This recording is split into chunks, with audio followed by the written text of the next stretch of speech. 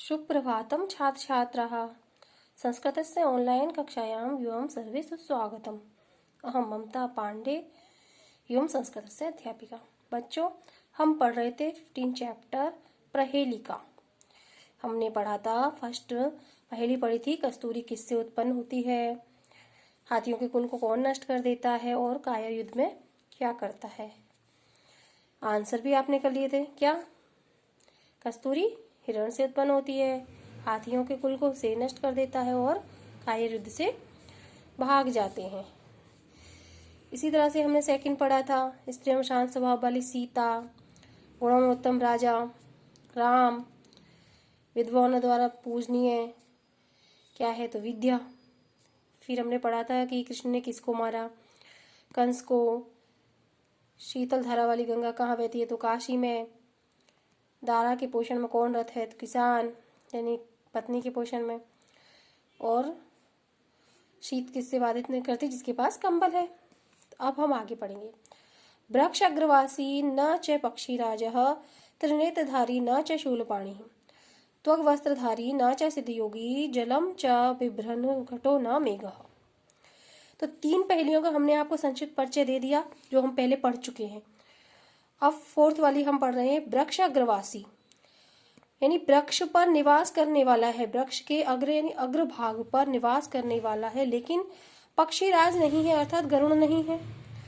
त्रिनेत्रधारी 3 नेत्र धारण करने वाला यानी 3 नेत्रों वाला है, लेकिन शूलपाणी अर्थात शिव नहीं है, भगवान शिव नहीं है। त्वग वस्त्रधारी यानी बलकल वस्त्रधारी, बलकल मतलब छाल, पेड़ों की छाल के जो वस्त्र बनाए जाते हैं जिन्हें योगी लोग पहनते, संत लोग पहनते, सिद्ध योगी। वलकल वस्त्र धारण करने वाला है लेकिन कोई सिद्ध योगी नहीं है। जलम च बिभ्रन, जल से भरा हुआ है लेकिन ना तो घटा है नहीं घड़ा है और ना ही क्या है मेघ है, ना ही बादल है। वृक्ष के अग्रभाग पर रहने वाला है लेकिन पक्षीराज गरुड़ नहीं है। 3 नेत्रों वाला है लेकिन भगवान शिव नहीं है। वलकल वस्त्र धारण करता है लेकिन कोई सिद्ध योगी नहीं है। जल से भरा हुआ है लेकिन ना तो घड़ा है और ना ही बादल है।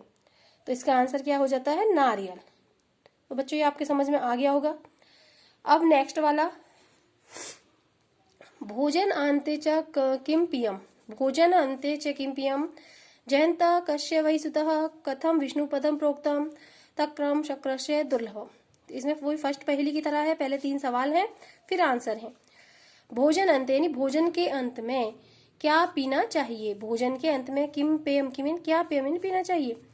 जयंत किसका पुत्र है। कथम विष्णु पदम प्रोक्तम, विष्णु पद को प्राप्त करना कैसा है। तक्रम शक्रस्य दुर्लभम। तो इसके आंसर यहाँ दिए हुए हैं आपके, देखिए। भोजन अंते, तक्रम मतलब छाछ, शक्रस्य मतलब इंद्र, और दुर्लभ यानी कठिन है या दुर्लभ है। तो भोजन के अंत में तक्रम पेयम, छाछ पीनी चाहिए। यदि यह क्वेश्चन आता है भोजन अंते किम पेयम, तो किम के स्थान पर आ जाएगा तक्रम, भोजन अंते तक्रम पेयम, भोजन के अंत में छाछ पीनी चाहिए। जयंत इंद्र का पुत्र था और विष्णु पद को प्राप्त करना दुर्लभ है। विष्णु पद को प्राप्त करना दुर्लभ है यानी कठिन है। एक बार फिर से देख लें, भोजन के अंत में क्या पीना चाहिए। जयंत किसका पुत्र था, कथम विष्णु पद प्रोक्तम, विष्णु भगवान के पद को प्राप्त करना कैसा है, तो भोजन के अंत में छाछ पीनी चाहिए। जयंत इंद्र का पुत्र था और विष्णु पद को प्राप्त करना बहुत ही कठिन है यानी दुर्लभ है।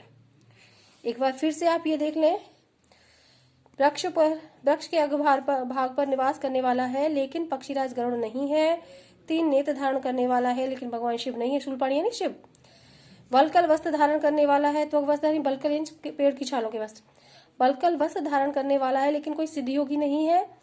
जल से भरा हुआ है, विभ्रनी भरा हुआ, लेकिन घटा यानी घड़ा, मटका नहीं है, ना ही मेघ यानी बादल, ना तो कोई घड़ा है और ना ही बादल है। आंसर आपके हो जाएगा इसमें नारियल। क्या है ये? नारियल। पहेली का जो आंसर होगा वो नारियल हो जाएगा। तो बच्चों आई होप आपको ठीक से समझ में आ गया होगा। प्लीज इस वीडियो को लाइक करना, सब्सक्राइब करना और शेयर करना ना भूलें। Thank you.